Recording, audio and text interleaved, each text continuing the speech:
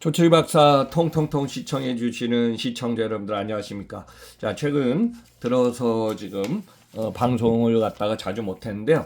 제가 유통이신 유튜브를 또 2년 전부터 진행해서 최근에 유통물 이커머스 올리고 있으니까요. 그 부분도 한번 들어서 참고하시기 바랍니다. 자, 오늘부터 물류부동산 시리즈 2025년 한번 좀 진행해 보겠습니다. 자, 오늘 속보로 올라왔습니다. 연준이 금리 인상할까 인하할까. 한국은행도 똑같습니다. 자, 1년에 6주에 한 번씩 발표하니까요. 8번의 금리 조정을 하고 있는데요. 오늘 한국은행 금리를 동결할까 인하할까 하다가 3.0에서 2.75로 금리를 인하했습니다. 이미 연준의 금리는 지금 우리하고 지금 차이가 좀 있습니다. 그래서 이미 2024년 상황에서 연준이 5.5가 최고점이었고요. 한국은행도 3.5, 2포인트 차에서 2024년 11월에는 연준이 4.5, 한국은행이 1월에 3.0 차이에서 지금 연준은 25년 1월에 동결했죠. 그리고 지금 미국 상황을 보면 미국도 지금 물가가 상승하고 그래서 지금 트럼프 행정부가 대통령이 되고 나서 금리 인하의 가능성이 지금 당분간은 조정 국면에서 지금 늦출 전망이라는 얘기가 좀 나오고 있다. 자, 이 상황에서 한국은행이 지금 금리를 갖다가 3.0에서 0.25 낮추면서 금리를 인하했습니다. 지금 한국의 상황은 소비 불황, 경기 불확실성에서 지금 내수가 상당히 위축했습니다. 자, 이 상황에서 우선 내수의 지금 경기를 살리는 게 우선이기 때문에 이거를 막는 차원에서 일단은 금리를 인하했습니다. 자, 참고로 우리나라 중소상공인 폐업률이 최근 들어서 너무 많아지고 있습니다. 평균적으로 은행권 대출 한 1억 2천만 원 이상 되는데요. 이자가 평균 84만 원이라고 합니다. 또 금리도 8.5% 이상의 힘든 상황을 중소상공인업자들이 지금 하고 있습니다. 자, 그러면 2025년 물류센터 부동산 어떻게 할까요? 사실 금리의 영향이 상당히 큽니다. 근데 금리 포함해서 제가 지금까지 다양한 정보 또 저의 오랜 15년, 20년 물류센터 부동산을 했던 조철희 박사의 경험과 인사이트를 한번 좀 정리해 보겠습니다. 이미 2024년까지는 과잉 공급된 수도권 물류센터가 너무 많았습니다. 그래서 매각 물건이 넘쳐나고요. 또 경매 공매에 나온 센터도 많았는데 딜이 잘 진행되고 있지 않았죠. 자, 이 상황에서 지금 최근에 발표가 나온 지금 쿠시먼 앤드 웨이크필드 코리아 자료도 한번 참고로 해서 보겠습니다. 자, 2024년 하반기 수도권 공급된 물류센터 약 48만 평. 전분기보다 19% 감소입니다. 전년 동기간은 40% 급감했죠. 자, 공급 건수는 24년 3분기보다 55% 적고 17건입니다. 주로 대형 물류센터 쪽에 지금 딜이 진행되고 있고요. 동부권 5건, 서부권 6건, 남부권 6건입니다. 대표적으로 3만 평 이상 대형 물류센터가 좀 많이 지금 진행되고 있고요. 그런데 뭐 물류센터 보면 최근에 10,000평 이상 물류센터는 너무 많아졌고 보통 물류센터면 3만 평, 5만 평 초대형 물류센터들이 최근에 많이 준공됐고 10만 평 이상도 지금 곳곳 보였지만은 최근 들어서 공사비 상승, 그다음에 과다한 물류센터의 진행, 또 여기에 금리 인상으로 인해서 또 PF의 진행 안 되는 이런 상황에서 지금 많이 맞물려 갖고 공사 진행이나 지연이나 또 중단된 사례가 지금 많이 나오고 있습니다. 자, 대표적으로 서부권에는요. 5만 평 이상 초대형 물류센터 3건, 경기도 시흥시 그린웨이브시와 7만 1,000평 이상, 김포시 스마트 물류센터 6만 평 이상, K1 김포로지스센터 5만 5천 평의 대형 물류센터가 진행됐고요. 동부권에서는 여주시 전봉동의 물류센터가 3만 7천 평, 남부권에서는 안성시 성은 복합물류 3만 5천 평의 물류센터들이 진행됐습니다.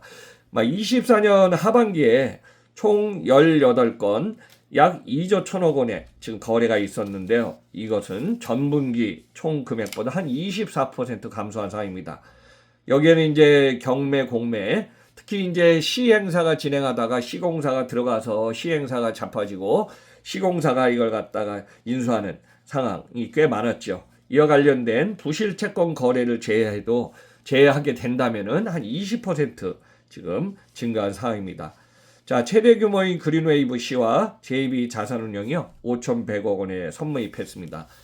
그래버티 자산운용 외국계 투자도 좀 증가해갔고요. 부천 내동물류센터 3천억 원 매입했고요. 싱가포르의 국부펀드 워낙 크죠. GIC 투자도 지금 참여하고 있습니다.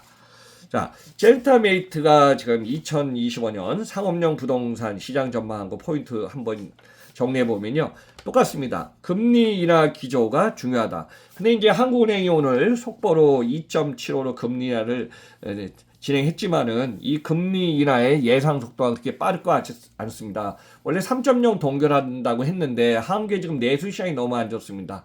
또 우리가 이제 원자재 값, 재료값이 다 올라가지 않았습니까? 주변의 물가는 거의 다 올라갈 상황이에요.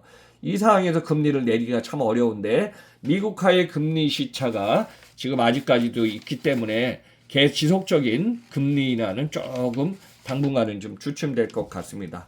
또 여기에 이제 신규 공급 과잉이 많았던 물류센터가 이미 2022년 하반기부터 물류센터에 관한 진행은 좀 많이 지금 멈췄죠.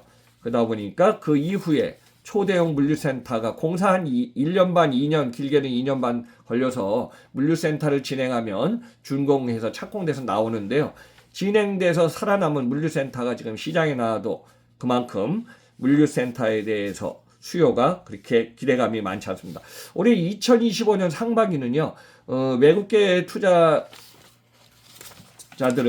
좀 한국 시장을 오랜 동안 봐왔고 또 자금력이 있기 때문에 외국계 투자 기업들은 이 상황을 갖다가 지금 보면서 지속적인 관심 갖고 이제 안정적으로 지금 임차 매수하는 상황이 좀 보이고 있는데 국내 최근에 몇 년 사이에 뭐 커졌던 투자 운영, 자산 운영, 증권계, 은행계 막 같이 맞물리다 보니까 국내 투자자들은 물류센터 투자에 올해까지 내년에 이제 회복될지 모르겠습니다만 올해 2025년은 한국의 소비 상황이 지금 지난 10년, 20년을 보더라도 상당히 안 좋고 힘든 상황으로 좀 갈 것 같습니다. 그래서 국내 투자사 물류센터 투자에는 당분간 위축되는 좀 상황을 보일 것 같습니다.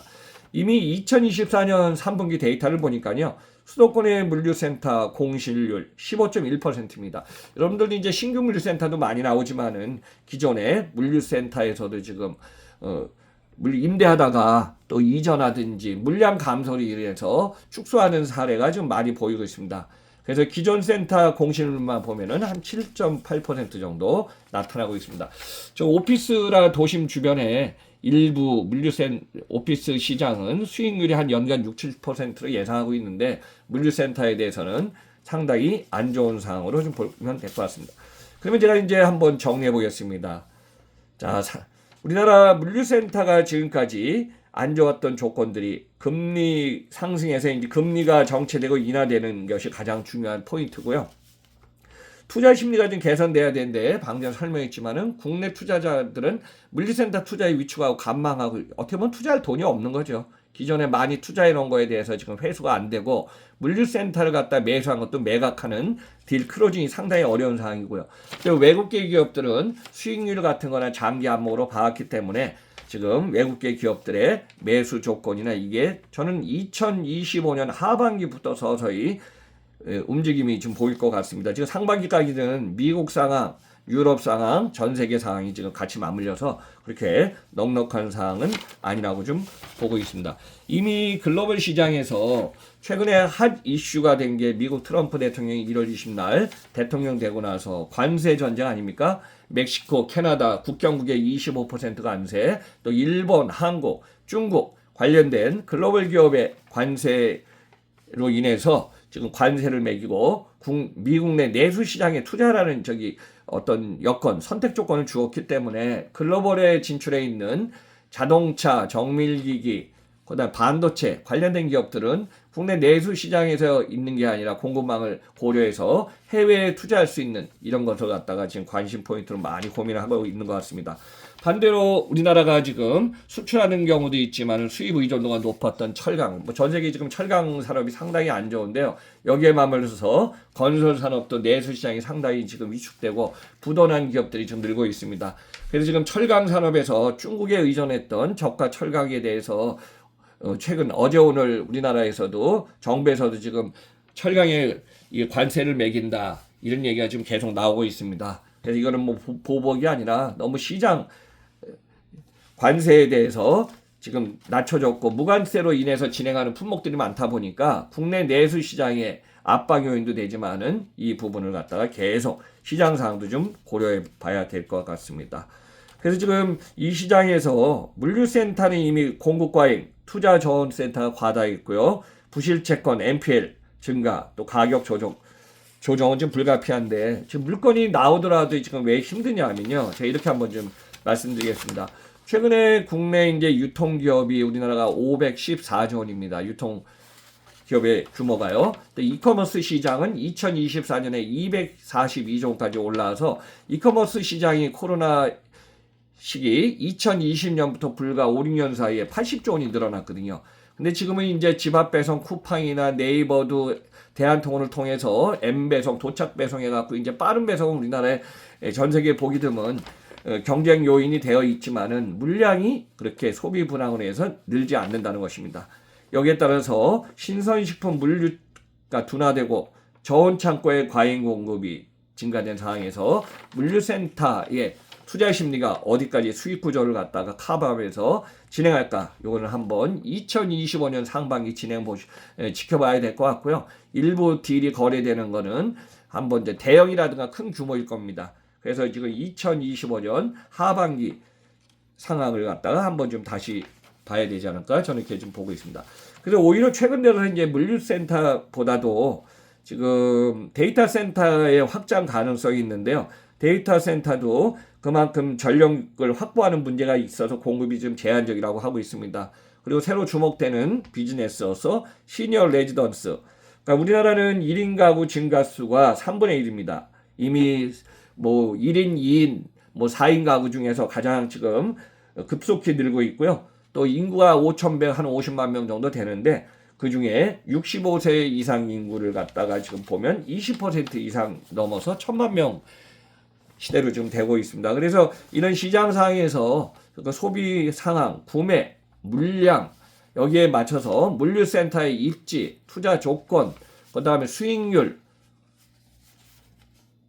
이런 부분을 한번 좀 조합적으로 좀 보시면 될 것 같습니다. 그래서 물류센터는 이미 2020에서 22년까지 폭발적으로 성장해서 22년 하반기에 PF도 진행이 안 되고 금융권에서도 웬만한 걸 갖다가 대출, 자금 지원을 안 한 사항이 지금 2년 이상 진행되었고요. 이미 2023년 진행했던 물류센터가 최근에 나오지만은 이 상황은 물량이 급격히 감소했기 때문에 저는 이제 물류 창고의 진부하는 표현을 했지만은 기존 창고보다 새로운 창고를 줘서 나오는 창고가 우선시되는 건 맞지만은 어느 입지에 또 현실 타당한 임대 조건이라든가 또 매수, 매각, 가격의 조건, 또 현재의 금리 상황 이런 모든 것을 다 고려해 보면서 물류센터의 매입 매각 또는 임대 관계 이 사항도 수요와 공급의 밸런스에 따라서 달라질 걸로 보고 있습니다.